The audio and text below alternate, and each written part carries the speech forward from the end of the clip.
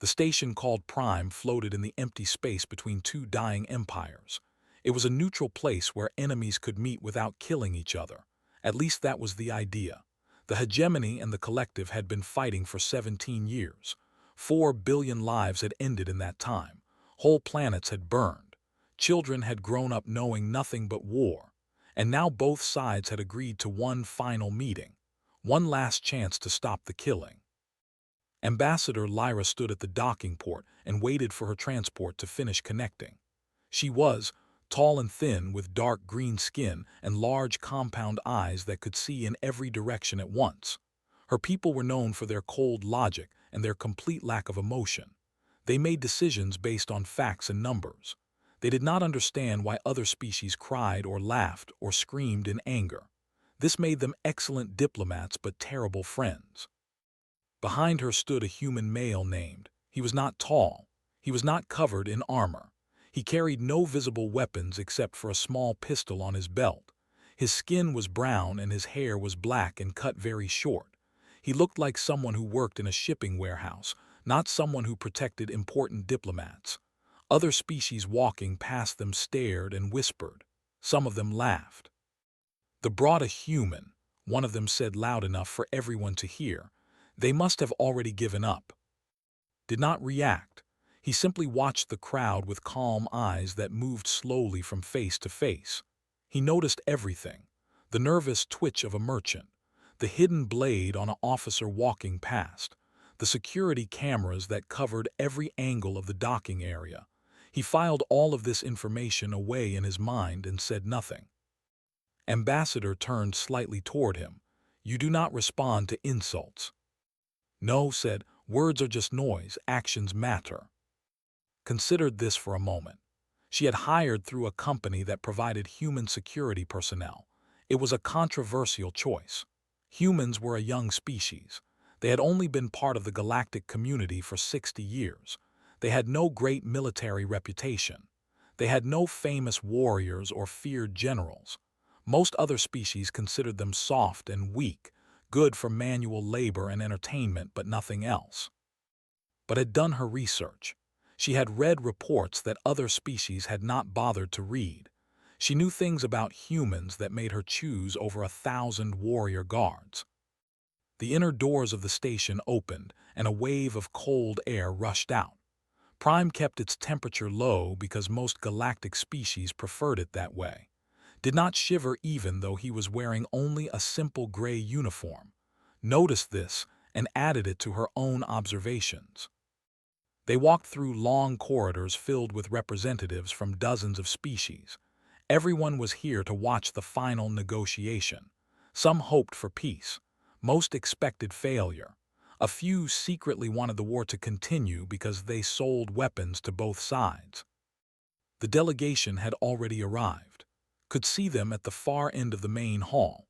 12 armored guards stood in perfect formation. Their scales were dark red, and their eyes glowed yellow in the artificial light. Each of them carried a plasma rifle and a ceremonial blade. They looked like death itself waiting to happen. In front of them stood High Commander. He was the most feared military leader in the hegemony. He had personally led the attack on the colony of 9, where 3 million civilians had died in a single day. He was tall even for nearly 3 meters of muscle and armored scales. His face was covered in scars from battles he had won. He smiled when he saw Ambassador approaching, and his smile was full of teeth. "They send a female to beg for peace," said. His voice was deep and rough like stones grinding together. "And she brings a pet human for company. This is an insult to the hegemony." Stopped at a respectful distance. "I am Ambassador Lyra. I represent the collective in these negotiations. My bodyguard is of Earth." Laughed. It was not a pleasant sound. "A human bodyguard. Your species truly has no shame. Look at him. He is small and soft. My youngest warrior could tear him apart with bare claws." The guards laughed as well. Some of the other species watching from the sides joined in. It seemed like everyone in the hall was mocking the small human who stood silently beside his employer. Did not speak. He did not clench his fists or narrow his eyes. He simply looked at the way someone might look at a piece of furniture. There was no fear in his expression. There was no anger. There was nothing at all except calm observation. Noticed this and his laughter faded slightly. He had expected the human to react, fear or anger or shame, something. But the human gave him nothing. It was strange. It was annoying. He pushed the feeling aside and focused on the ambassador. "We will meet in the negotiation chamber in 1 hour," announced. "Prepare your surrender terms. The hegemony will be generous if you submit quickly. We may even let some of your people live." He turned and walked away with his guards following behind him. The crowd parted to let them pass. No one wanted to be close to the. Watched them go and then looked at. You showed no reaction to his threats. "He was testing me," said. "He wanted to see what I would do. Now he does not know." "That is intentional." Nodded. "Uncertainty is a weapon. He has never met a human before. He does not know what we are capable of. Let him wonder." Process this information. It was a strategy she had not considered. Diplomacy was based on clear communication and logical argument. The idea of using silence and mystery was foreign to her people, but she was beginning to understand why humans might be useful in situations like this. They walked toward the quarters that had been assigned to the delegation. The room was simple but clean, with beds and chairs designed for multiple species. Moved through the space quickly, checking corners and windows and walls. He found 3 listening devices and disabled them without saying a word. "They are watching us," observed. "Everyone is watching everyone," replied. "That is how these things work." Sat down and folded her long fingers together. "I must ask you something. Do you believe peace is possible? Be honest with me. I value truth over comfort." Was quiet for a moment. He looked out the window at the stars beyond. Somewhere out there, ships were still fighting. Soldiers were still dying. Families were still receiving news that their loved ones would never come home. "I believe people get tired of killing," he said finally. "Even the ones who are good at it, maybe especially those ones. The question is whether is tired yet." Considered his words. They were not logical in the traditional sense. They were based on emotion and intuition, things her species did not fully understand. But there was wisdom in them. She could feel it even if she could not explain it. "And if he is not tired?" she asked. Turned to look at her. His eyes were steady and calm. "Then we find a way to make him tired. That is why you hired me." The negotiation would begin in 1 hour. The fate of billions rested on what happened next. The negotiation chamber was a perfect circle. The designers had built it this way on purpose so that no side could claim a position of power. The table in the center was round as well, with seats arranged at equal distances. The walls were gray and bare without any decorations or symbols. Everything about the room said the same thing. Here we are all equal. Here we must find common ground. Ambassador entered first, with walking 2 steps behind her. She took her seat at the table and stood against the wall where bodyguards were expected to wait. The delegation entered a moment later.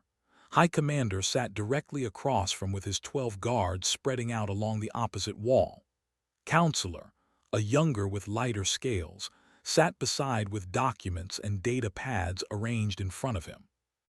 Representatives from the Galactic Council sat at other positions around the table. They were here to observe and record, but not to interfere. This negotiation belonged to the alone. Wasted no time. He slammed his clawed hand on the table and began speaking before anyone else could. "The terms are simple," he said. "The collective will surrender all military vessels. Your fleet commanders will be delivered to the hegemony for execution. Your colonies in the disputed sector will become territory. Your people will pay tribute to us for the next 100 years." Kept her compound eyes fixed on. Her expression did not change. "Those are not terms for peace. Those are terms for slavery." "Call them what you want," replied. "You have no choice. Your fleet is broken. Your economy is collapsing. We can end this war whenever we want. We simply choose to give you a chance to die with some dignity." The room was silent. The Galactic Council representatives exchanged glances but said nothing. They had seen this before. Negotiations that were not really negotiations. Demands dressed up as discussions. Spoke calmly. "The collective has lost much in this war. So has the hegemony. Our intelligence suggests that your industrial worlds are failing to meet production demands. Your population growth has dropped by 40%. You are running out of young soldiers to send to the front lines." Scales shifted color slightly. It was barely noticeable but saw it from his position by the wall. The color change was a sign of stress had struck a nerve. "Lies and propaganda," said. His voice was harder now. "The hegemony has never been stronger. We could crush your remaining worlds in a month if we wanted to." "Then why are you here?" asked. "If victory is so certain, why waste time with diplomacy?" Stood up so fast that his chair fell backward. His guards raised their weapons halfway before he waved them down. He leaned over the table with his claws digging into the smooth surface. "Do not test me, insect. I came here because the Galactic Council begged both sides to attend. But I do not need peace. I have never needed it. War is what they were made for. War is all we know." The tension in the room was thick enough to cut. The council representatives looked ready to flee. Even Counselor seemed nervous, his claws tapping against his data pad in an unconscious rhythm. Watched all of this without moving. He noted the way his hands shook slightly. He noticed the dark circles under the High Commander's eyes that his scales could not quite hide. He saw House guards stood at attention, but their feet were positioned for quick retreat rather than attack. These were soldiers who had been fighting too long. They were tired in their bones even if they would never admit it. Ambassador remained seated. "I propose a short recess. Perhaps we can continue when emotions have cooled." Laughed bitterly. "Emotions? Your kind does not even have emotions. You sit there with your dead eyes and your cold calculations while my people bleed and die. You do not understand what this war has cost us." "Then explain it to me," said. "Help me understand." For a moment something flickered across face. It was too quick for most species to catch, but saw it clearly. Pain. Old and deep and carefully hidden behind walls of anger. Then the walls went back up and straightened. "Recess. 30 minutes. And when we return, you will accept our terms or we will end this farce and return to the war you cannot win." The delegations separated to opposite ends of the chamber, walked to a corner where joined her. She spoke quietly so that only he could hear. "The negotiation is failing, will not compromise." Shook his head slightly. "Wants to compromise, he just does not know how." His compound eyes flickered with confusion. "Explain." "He is angry because he is in pain. The anger is a wall that protects him from feeling the weight of what he has done. 17 years of war, millions of deaths. He carries all of it. If he admits that he wants peace, he has to admit that maybe the war was not worth the cost. That is harder than any battle he has ever fought." Processed this information. It was psychological analysis beyond what her species typically considered. Saw emotions as obstacles to clear thinking. They did not spend time trying to understand why other species felt the things they felt. "How do you know this?" she asked. Was quiet for a moment. His eyes had a distant look as if he was seeing something far away and long ago. "Because humans have been where he is," said finally. "We have fought wars that lasted for generations. We have sent our children to die for causes we stopped believing in. We have built monuments to heroes and tried to forget that those heroes cried themselves to sleep at night. I know what he is feeling because my grandfather felt it. My father felt it. I have felt it." Studied her bodyguard with new understanding. "You were a soldier." "I was a Marine. I served in a conflict on a colony world called New Hebron. It was supposed to last 6 months. It lasted 4 years. When it ended, the political leaders shook hands and called it a successful resolution. They did not mention the friends I buried. They did not talk about the nightmares that never stopped. He paused and took a breath. Is living in that same nightmare. He just does not know there is a way out. Consider this carefully. You believe you can reach him. I believe everyone reaches a point where they are ready to stop. The question is whether anyone is brave enough to offer them the exit. Most people are too afraid to be the first one to say they are tired. They think it makes them weak. The recess was almost over. Delegates were returning to their seats. Sat down heavily, his movements slower than before as if the break had drained rather than restored his energy. Looked at Ambassador. When the negotiation resumes, I am going to do something unusual. I need you to trust me. Met his gaze. In her many years as a diplomat, she had learned to read other species even if she did not fully understand them. What she saw in his eyes was not arrogance or recklessness.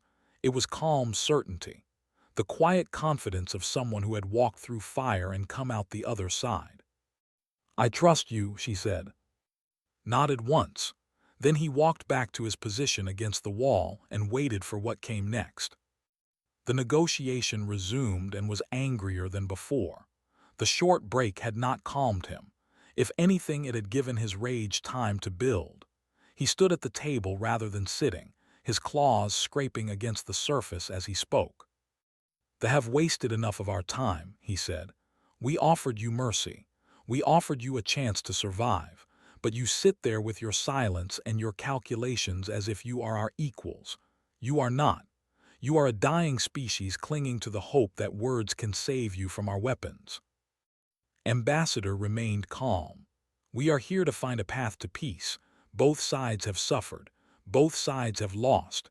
Surely we can find terms that allow everyone to move forward. Forward to what?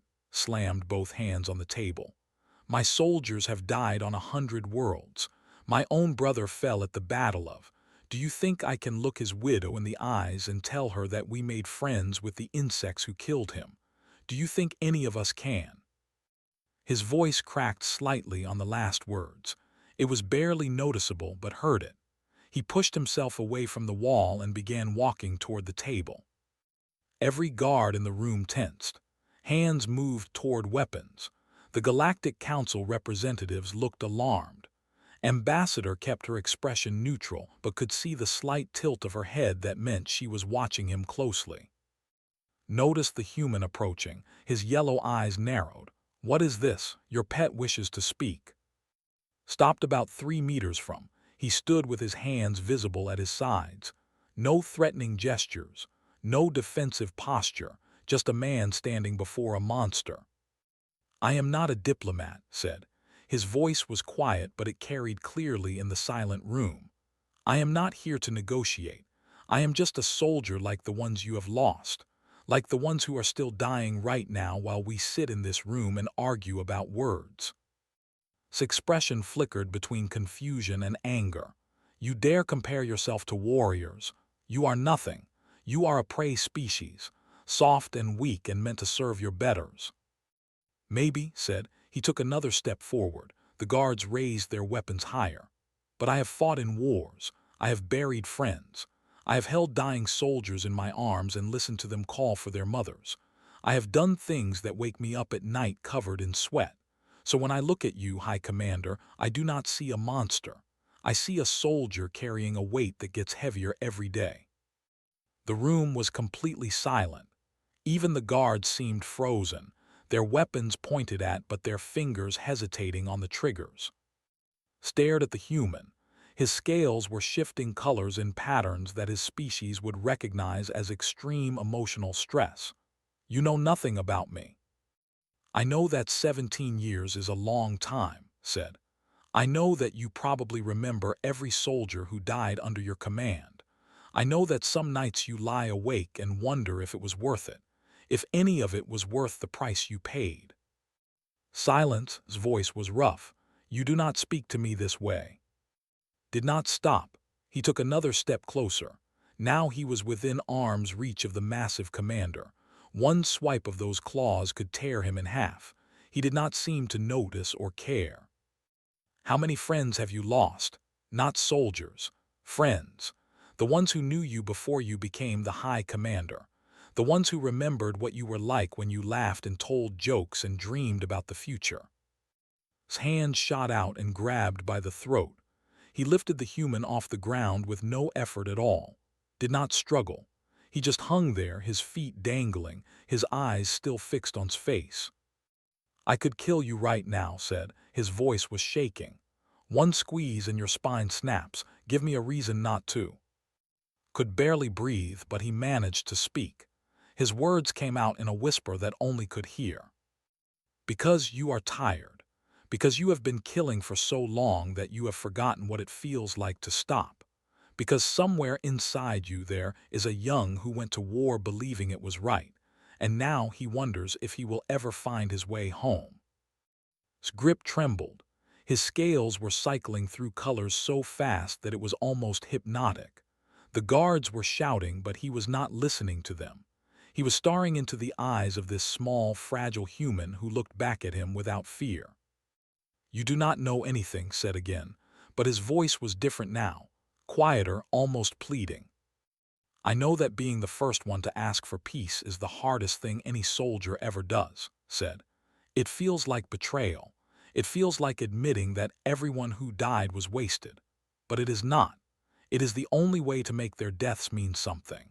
You end the war so that no more parents have to bury their children. You end the war so that someday there will be people who do not know what it feels like to kill. His hand slowly lowered until his feet touched the ground again. He did not let go, but his grip had loosened. His claws were shaking. I have fought for 17 years, said. His voice was barely a whisper. I have given everything to this war. If I stop now, what was it all for? Looked up at him. His throat was bruised and his voice was hoarse, but his eyes were steady. It was for this moment.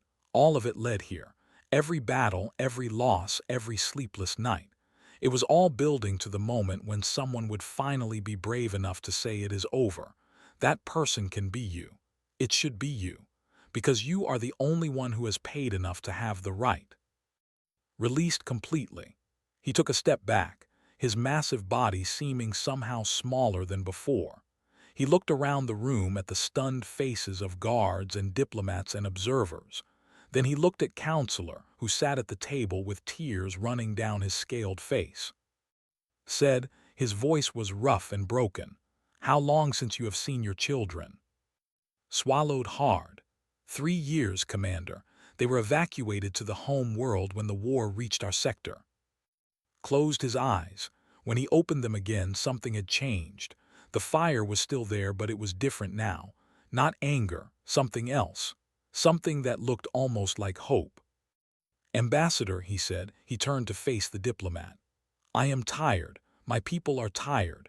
We have been tired for a very long time, but we did not know how to stop. Tell me what you propose, not surrender terms, real peace, something we can both live with. 3 minutes had passed since first approached the table. In those 3 minutes, everything had changed. Ambassador had been a diplomat for 40 years. She had negotiated trade agreements and border disputes and treaties that shaped the future of entire star systems. She had seen impossible situations become possible and hopeful situations collapse into failure. But she had never seen anything like what had just happened. Was sitting now. His guards had lowered their weapons, and some of them had sat down as well, their bodies slumping with exhaustion they had been hiding for years. Counselor was wiping his face with his sleeve, not even trying to hide his tears. The whole atmosphere of the room had transformed in less time than it took to heat a cup of coffee. Had returned to his position against the wall. His throat was bruised and his voice would probably be rough for days, but he had done what he came to do. The rest was up to the diplomats. Took a moment to gather her thoughts, then she spoke in a calm and measured tone. The disputed sector contains 3 habitable planets and 17 mining stations. The claim to this territory is based on exploration rights established 200 years ago. The claim is based on proximity to your home worlds. Both claims have merit. Both have been used to justify 17 years of bloodshed. Listened without interrupting. His yellow eyes were tired but focused. I propose shared administration, continued. The 3 planets will be jointly governed by a council with equal representation from both species. The mining stations will alternate control on a 5-year cycle. All resources will be divided proportionally based on population needs. Counselor was already running calculations on his data pad. That could work. Our economists have suggested similar frameworks in private. We never brought them forward because we did not think the military leadership would accept anything less than total victory. Was silent for a long moment. Then he spoke quietly. And the war crimes. My fleet bombarded civilian populations. Your forces executed prisoners. Both sides have blood on their hands that will never wash clean. This was the hardest question. Had prepared for it, but she had not expected to be the one to raise it. The fact that he did told her more about his state of mind than anything else.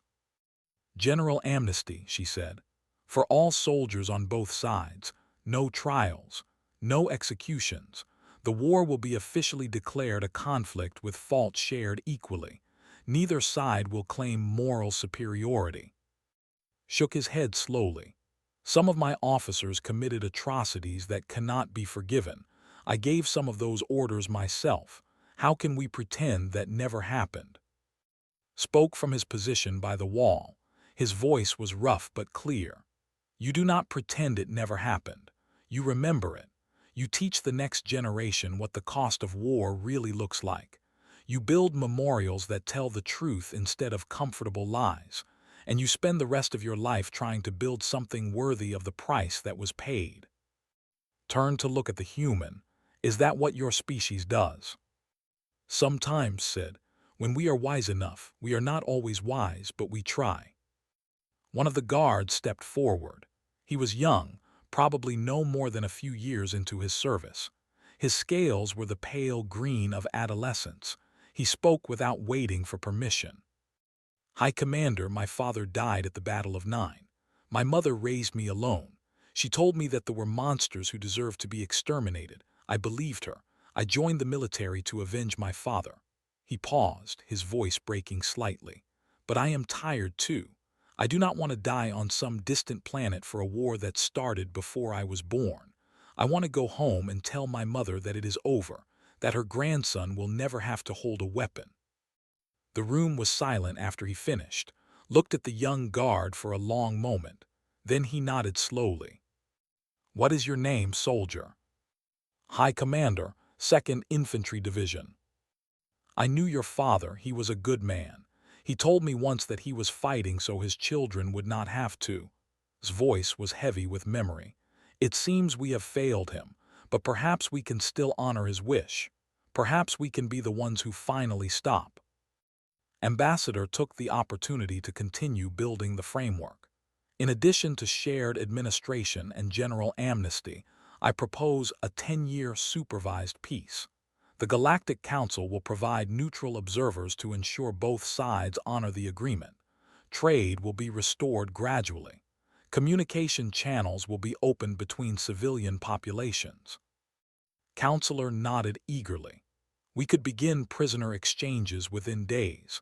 There are thousands of families who do not know if their loved ones are alive or dead. Returning them would demonstrate good faith on both sides.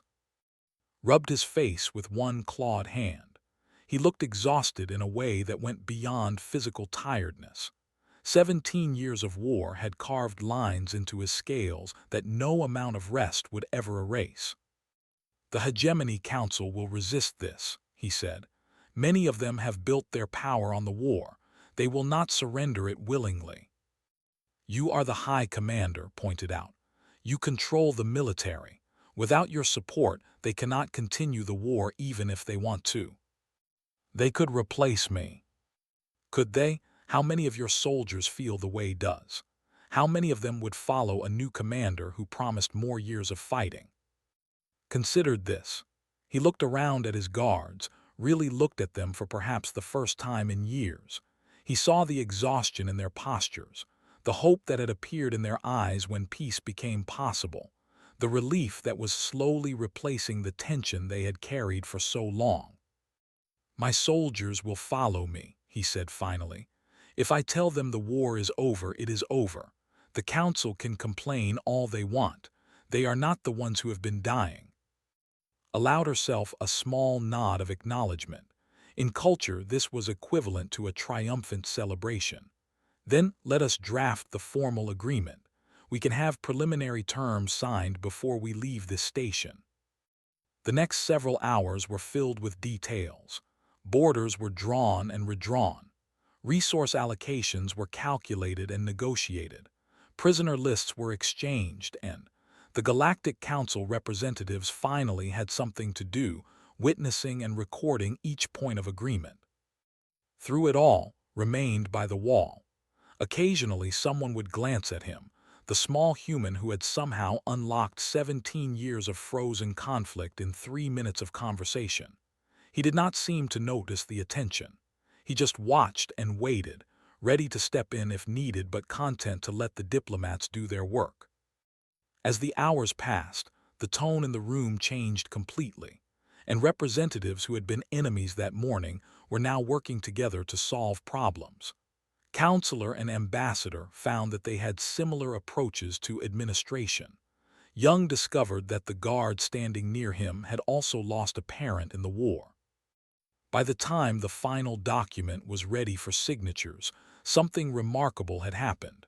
The war had not just ended on paper. It had ended in the hearts of everyone present. The news spread across the galaxy faster than any ship could travel. Communication networks carried the story from world to world, station to station, until billions of beings knew what had happened at Prime. The war was over. After 17 years, 4 billion deaths, and countless ruined worlds, the guns had finally fallen silent. Reporters from every major news network tried to get interviews with the participants. High Commander gave a brief statement confirming the peace agreement, but refused to discuss the details of how it had come about. Ambassador provided a formal summary of the treaty terms, but credited the success to mutual exhaustion on both sides. Neither of them mentioned the human bodyguard who had made it all possible.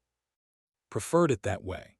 He sat alone in an observation lounge on Prime, watching ships depart as delegations returned to their home worlds. The warship that had arrived with weapons armed and shields raised now floated peacefully beside diplomatic vessels. Soldiers who had been prepared to kill each other that morning were now sharing drinks in the station's common areas, trading stories about battles they had survived and friends they had lost. Ambassador found him there as the station's artificial day shifted into evening. She moved quietly for someone of her height and stood beside him, looking out at the same view of stars and ships. "The Galactic Council is calling it the 3-minute peace," she said. "They are very impressed that decades of diplomatic failure were reversed in such a short conversation." Shrugged slightly. Was ready. He just needed someone to give him permission to stop. "You almost died. His claws were around your throat. One moment of anger and you would have been killed." "I know." His voice was calm, almost casual. "But he did not kill me. Deep down, he did not want to. He wanted someone to see him as more than a war machine. He wanted someone to tell him that it was okay to be tired." Considered this for a long moment. Her compound eyes reflected the starlight as she processed what she had witnessed. "My species does not understand emotion the way humans do," she said finally. "We make decisions based on logic and probability. We see feelings as interference that must be controlled and minimized. But what you did in that room, it was not logical. It should not have worked. And yet it did." Nodded slowly. "Humans are not the strongest species. We are not the or the fastest or the most technologically advanced. We cannot breathe underwater or see in the dark or survive in vacuum. In a fair fight against almost any other intelligent species, we would lose. And yet you have survived. Because we understand something that some species forget. Everyone hurts. Everyone gets tired. Everyone, deep down, wants to stop fighting and go home. Logic says you should destroy your enemy before they destroy you. Emotion says that maybe, just maybe, you can find another way. Turn to face him directly. You risked your life on the chance that a war criminal would respond to empathy rather than violence. I risked my life on the chance that a soldier would remember that he did not start out as a war criminal, was not born wanting to kill billions. Somewhere along the way he forgot who he used to be. All I did was remind him. The station had grown quiet as the delegations departed. Soon only the permanent staff would remain, preparing Prime for the next crisis that would eventually come. Wars ended, but new conflicts were always beginning somewhere in the galaxy. Reached into her robe and a small data chip, she held it out too. This is your payment. The full amount agreed upon plus a significant bonus that I have authorized personally. The collective considers this money well spent. Took the chip and slipped it into his pocket without looking at it. Thank you. What will you do now? He thought about the question for a moment. Go home, I suppose. I have a small house on a colony world called Haven. Nothing special, just a place to rest between jobs. You could have a career in diplomacy. After what you accomplished here, every government in the galaxy would want to hire you. Smiled slightly. It was the first smile had seen from him. I am not a diplomat. I am just a man who got tired of war a long time ago. What I did in that room, anyone could do. You just have to be willing to see the enemy as a person instead of a target. Was not sure she agreed, but she did not argue. Humans had a way of making impossible things seem simple. Perhaps that was their greatest strength. The collective will remember what you did, she said. If you ever need anything, you have friends among my people. Nodded in acknowledgement. Then he turned back to the window, understood the dismissal, and left him to his thoughts. Far away, on a planet in space, a young girl named was waiting by the door of her home. Her mother had told her that her father might be coming back. The war was over, the news said. The soldiers were coming home. She did not understand what war was, not really. She only knew that her father had been gone for as long as she could remember. When the transport landed and the soldiers began to emerge, she searched every face for the one in the old photograph her mother kept by her bed. There were so many of them, tired and thin and carrying the weight of years. She was about to give up hope when she saw him. He was older than the picture. His scales were darker but his eyes were the same as hers. Father. The soldier dropped to his knees as she ran to him. He caught her in his arms and held her so tight that she could feel his heart beating against her cheek. He was crying, which confused her because she had never seen a soldier cry before. I am home, he whispered. His voice was rough and broken. I am finally home. On Prime, watched the last of the ships depart. He did not know about the father and daughter reuniting across the galaxy. He did not know about the prisoners being released from camps on both sides. He did not know about the millions of families receiving news that their loved ones had survived. But he knew that somewhere out there, because of what had happened in the station, the universe was a little bit better than it had been before. He picked up his bag, walked to the departure terminal, and booked passage on a ship heading toward Haven. There would be other conflicts someday. Other wars that needed ending, other soldiers who had forgotten how to stop. When that day came, he would be ready. For now, it was enough to know that on 100 worlds, children were seeing their parents again. Old enemies were sharing meals. Wounds that had festered for 17 years were finally beginning to heal. The galaxy had learned something today. Humans were small and soft and fragile, but they carried something inside them that could not be measured, or something that could reach across the void between species and find common ground where none seemed to exist. They called it empathy, and in the end, it was more powerful than any weapon ever built.